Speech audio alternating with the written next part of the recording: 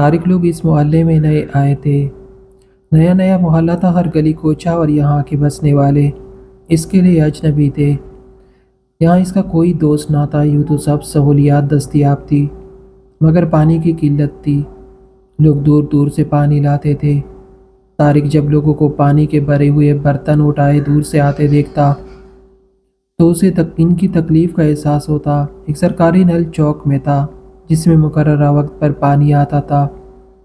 آج جب وہ اپنی دکان سے گھر لوٹ رہا تھا تو اس نے کسی کو پانی بھرتے نہ دیکھا۔ ادھر ادھر نظر دوڑائی، راستہ سنسان تھا۔ سامنے ایک لڑکی پانی کا ڈبہ اٹھائے جا رہی تھی۔ وزنی ہونے کی وجہ سے بار بار ڈبے کو زمین پر رکھ دیتی۔ طارق کو اس کی حالت دیکھ کر خیال آیا کہ نہ جانے کیسے لوگ ہیں، اتنی بڑی لڑکی کو بھری دوپہر میں اکیلے پانی بھرنے بھیج دیا۔ کیا خبر ان کے گھر میں اور کوئی نہ ہو، تبھی یہ بیچاری مجبوراً پانی بھرنے آئی ہو۔ اس نے سوچا کیوں نہ میں اس کی مدد کروں۔ وہ اس کی جانب بڑھا۔ لڑکی نے جب ایک اجنبی نوجوان کی نظروں میں اپنے لیے محبت کی جھلک دیکھی تو وہ گھبرا گئی اور ڈبہ اٹھا کر جلدی سے گلی میں مڑ گئی۔ طارق واپس گھر کی طرف لوٹ آیا۔ یہ وہ لمحہ تھا جب اجنبی لڑکی نے اس کے دل میں خود بخود اپنے لیے جگہ بنا لی اور اس معصوم لڑکی کی صورت اس کی آنکھوں میں بس گئی۔ دوسری بار وہ اسے اپنے محلے کی پرچون کی دکان میں ملی، شاید گھر کا سودا سلف لینے آئی تھی۔ طارق کو دیکھتی وہ گھبرا گئی۔ اس نے جلدی جلدی اپنا شاپنگ بیگ سمیٹا اور دکان سے نکل گئی۔ وہ بھی اس کے پیچھے باہر آ گیا اور اسے جاتے ہوئے دیکھتا رہا۔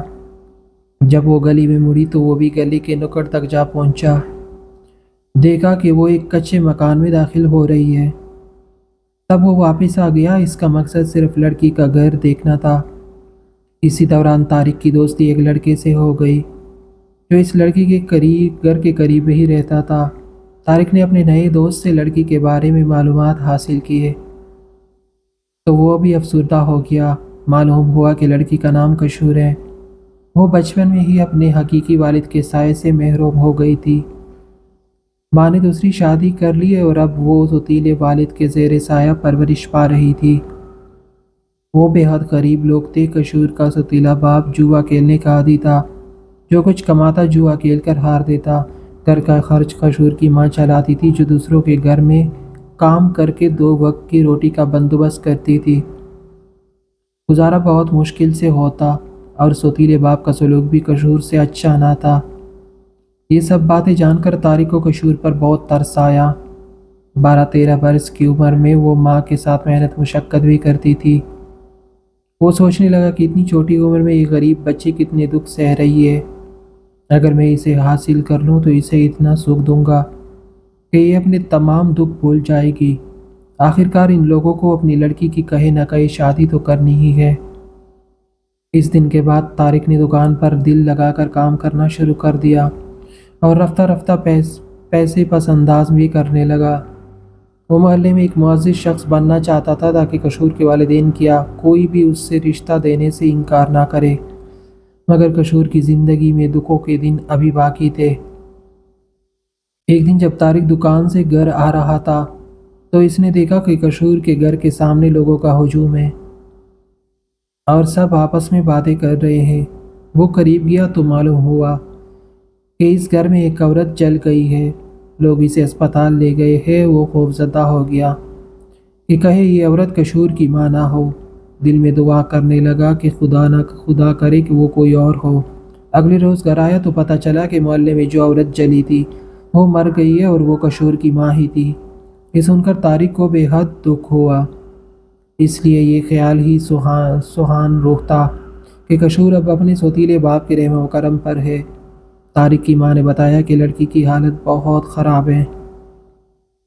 پڑوسن کہہ رہی تھی کہ بچی روتے روتے بے ہوش ہو جاتی ہے۔ ماں کی جدائی کشور سے برداشت نہیں ہو رہی تھی۔ کئی دن تک محلے میں اس بچی کی حالت کے بارے میں تذکرہ کر رہے رہے لیکن وہ گھر سے باہر نظر نہ آئی۔ طارق کے دل میں ایک خواہش مچلنے لگی کہ کسی طور کشور سے بات کر سکے اور اسے تسلی دے سکے۔ کئی دنوں بعد ایک روز جب طارق ہوٹل سے نکل رہا تھا تو کشور سامنے سے آتی نظر آئی۔ وہ اکیلی نہیں تھی، اس کے ساتھ 2 پڑوسی عورتیں بھی تھیں۔ کشور کی حالت دیکھ کر طارق کو بہت دکھ ہوا۔ لڑکی خستہ حال تھی، عورتیں اسے دلاسا دے رہی تھی، مگر وہ بدحواسی کی کیفیت میں تھی۔ اس کی آنکھیں سرخ اور سوجی ہوئی تھی، جیسے وہ اب بھی مسلسل روتی رہتی ہو۔ طارق کی آنکھوں میں بھی آنسو آ گئے۔ جب کشور نے اس کی طرف دیکھا تو فوراً منہ دوسری جانب پھیر لیا۔ طارق سے وہ مرجھائی ہوئی کلیدگی نہ گئی۔ وہ سوچنے لگا کہ کیسے اس لڑکی کو دلاسا دے۔ یہ کوئی اس قدر حنیف اور زرزد نظر آ رہی تھی کہ خود طارق کو بھی رونا آ گیا۔ اس نے منہ پھیر لیا تاکہ کشور اس کے بہتے ہوئے آنسو نہ دیکھ لے۔ پتہ نہیں اس کا رد عمل کیا ہو۔ وقت گزرتا رہا۔ اب جب بھی وہ طارق کو نظر آتی، اس کی حالت ویسی ہی ابتر ہوتی۔ جب طارق چاہتا تھا کہ وہ اسے جینے کا احساس دلائے، ایک نئی زندگی کی امید دے۔ ایسے ہی دن گزر رہے تھے کہ طارق کے امتحان قریب آ گئے اور وہ اپنی تیاری میں مشغول ہو گیا۔ وہ 6 نمبروں سے کامیاب ہونا چاہتا تھا تاکہ مستقبل سنوار سکے اور باعزت طریقے سے کشور کے گھر رشتہ بھیج سکے، اسے اپنی زندگی کا حصہ بنا سکے۔ طارق کی محنت رنگ لائی اور اس نے شاندار نمبروں سے BA کا امتحان پاس کر لیا۔ ادھر دکان سے بھی اچھی خاصی آمدنی ہونے لگی تھی۔ اس نے اپنی ماں کو کشور کے بارے میں بتایا اور درخواست کی کہ کسی طرح والد کو راضی کرے اور کشور کے گھر رشتہ لے کر جائے۔ طارق کو خدشہ تھا کہ کہیں کشور کا سوتیلا باپ اس کا رشتہ کہیں اور نہ طے کر دے۔ طارق کی ماں نے باپ کو راضی کر لیا اور کشور کے گھر رشتہ لے کر پہنچ گئے۔ اگرچہ کشور کا سوتیلا باپ کوئی معزز شخص نہ تھا کہ اس کے ساتھ رشتہ جوڑا جاتا، مگر بیٹے کی خوشی کی خاطر وہ مجبور ہو گئے تھے، اور طارق تو کشور کے دکھ دیکھ کر ویسے ہی مجبور ہو چکا تھا۔ وہ بڑی امید کے ساتھ گئے تھے، توقع تھی کہ ان کا رشتہ فوراً قبول کر لیا جائے اور کشور کا باپ اسے اپنی بیٹی کی خوش قسمتی سمجھے گا، مگر خلاف توقع اس نے رشتہ رد کر دیا۔ طارق کے والدین اپنا سا منہ لے کر لوٹ آئے۔ گھر آ کر انہوں نے بیٹے کو بھی برا بھلا کہا کہ ایک کم حیثیت شخص کے ہاتھوں ان کی عزت خاک میں مل گئی۔ وہ جس گھرانے کو اپنے قابل نہیں سمجھ رہے تھے، انہوں نے انہی کو لائق نہیں سمجھا۔ والدین کی سبکی پر طارق دل شکستہ ہو گیا اور دل برداشتہ ہو کر محلے کی گلیوں میں نکل گیا۔ اب اس کی دوستی کافی لڑکوں سے ہو گئی تھی۔ ان میں کچھ اچھے تھے اور کچھ برے، بلکہ کچھ تو ایسے بھی تھے جن کا مشغلہ ہی انسانیت سے گری ہوئی حرکتیں کرنا تھا۔ وہ برائی کی راہ میں بہت آگے نکل چکے تھے۔ طارق کو افسردہ دیکھ کر وہ اس کی حالت کی وجہ جاننے میں لگ گئے، اور آخرکار ایک مشترکہ دوست کے ذریعے انہیں پتہ چل گیا کہ وہ کشور نامی لڑکی سے شادی کرنا چاہتا ہے، لیکن وہاں سے انکار ہو گیا، اس لیے وہ دل شکستہ ہو گئے۔ انہوں نے طارق کو ان کمزور لمحوں میں گھیر لیا، دل جوئی کے بہانے اسے اپنے ساتھ غلط جگہوں پر لے جانے لگے۔ شروع میں وہ انکار کرتا رہا، لیکن آہستہ آہستہ اس کا دل ان مشاغل میں لگنے لگا۔ پھر ایک وقت ایسا آیا کہ وہ پست حرکتوں میں اپنے دوستوں سے بھی آگے نکل گیا، اتنا آگے کہ واپسی کا راستہ بھی یاد نہ رہا۔ وہ عارضی خوشی اور لذتوں کے پیچھے بھاگنے لگا۔ کشور کی صورت ذہن میں دندلانے لگی، اس کی محبت کا نرم و ملائم احساس بھی دل سے رخصت ہو گیا۔ اب وہ صبح ہوتی ہی دوستوں کے ساتھ آوارگی کا جشن منانے نکل جاتا۔ کشور جب پانی بھرنے جاتی تو اسے نظر آتی۔ وہ اب بھی پریشان دکھائی دیتی، لیکن طارق کے دل میں اس کے دکھ کا کوئی احساس نہیں جاگتا تھا۔ وہ مجرم کی طرح اس سے نظریں چرانے لگا۔ محلے کے لوگ بھی طارق کی حرکتوں کی وجہ سے اس سے کترانے لگے تھے، مگر اسے کسی کی پرواہ نہ تھی۔ ایک روز کشور کا سوتیلا باپ محلہ چھوڑ کر کہیں اور چلا گیا۔ طارق کو اس بات کی کوئی خبر نہ ہوئی کہ وہ لوگ کہاں ہیں، کیوں گئے۔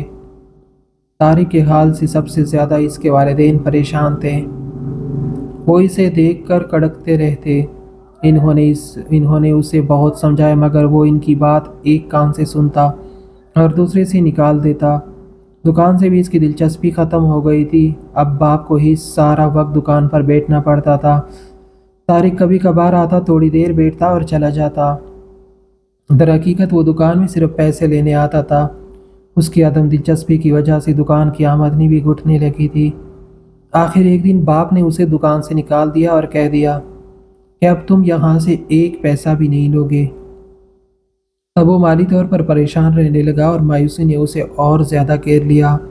یوں اس کا دل گھر والوں سے بھی اچاٹ ہو گیا۔ انہی دنوں اس کے کچھ دوست لاہور جا رہے تھے۔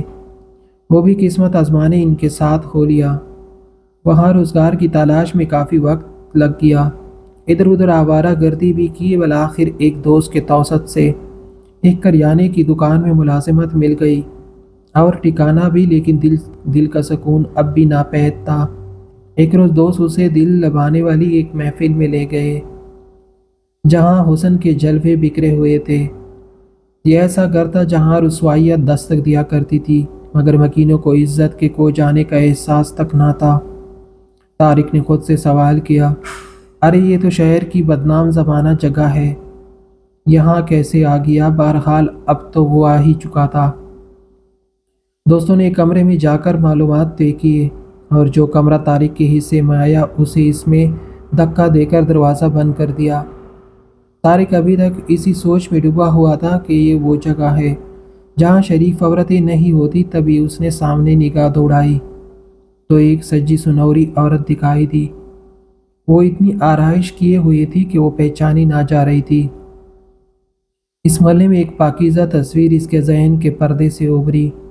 کشور کی تصویر، اس کا ضمیر جاگ اٹھا، دماغ جھنجھنا گیا۔ نہ جانے کس جذبے کے تحت اس نے اس سجی ہوئی لڑکی کو ایک تھپڑ رسید کر دیا اور کہا، جب میں شریفانہ طریقے سے تمہیں اپنی دلہن بنانا چاہتا تھا تو تمہارے باپ نے رشتہ دینے سے انکار کر دیا، اور اب تم نقلی دلہن بن کر میرے سامنے آ کھڑی ہوئی ہو۔ دیکھ لو تمہارے انکار کے بعد میرا کیا حال ہو گیا۔ عزت کا رشتہ منظور نہ تھا اور اب یہاں آ گئی ہو۔ کشور بھی اسے پہچان گئی تھی، رو کر بولی، میں یہاں اپنی مرضی سے نہیں آئی، مجھے زبردستی لایا گیا ہے۔ بھلا ایک 15 سے 16 سال کی بچی کیا کر سکتی تھی؟ سوتیلا باپ بھی مجھے بیٹی نہیں سمجھتا تھا۔ سدا دینی ہے تو اسے دو، میرا کیا قصور؟ وہی شخص روپے کی لالچ میں مجھے اس بازار تک لایا ہے۔ طارق پر ایک جنون سا سوار ہو گیا۔ شاید اس دن وہ کشور کے سوتیلے باپ کو مار ڈالتا، مگر اس کے دوستوں نے مداخلت کی اور وہ شخص طارق کے ہاتھ نہ آیا۔ دوست اسے اپنے ٹھکانے پر لے گئے اور نیند کی گولی دے کر سلا دیا۔ طارق کو ایک معصومہ اور بے گناہ لڑکی کی تباہی کا شدید رنج تھا۔ اسی کی حالت دیکھ کر طارق کی چھٹی ہنس پکار کہہ رہی تھی، اسے بچا لو ورنہ یہ برباد ہو جائے گی۔ اور وہی ہوا۔ خواہش کے باوجود وہ اسے نہ بچا سکا، کیونکہ وہ سوتیلے باپ کے بس میں تھی اور معاشرہ بھی ایسی مداخلت کی اجازت نہیں دیتا۔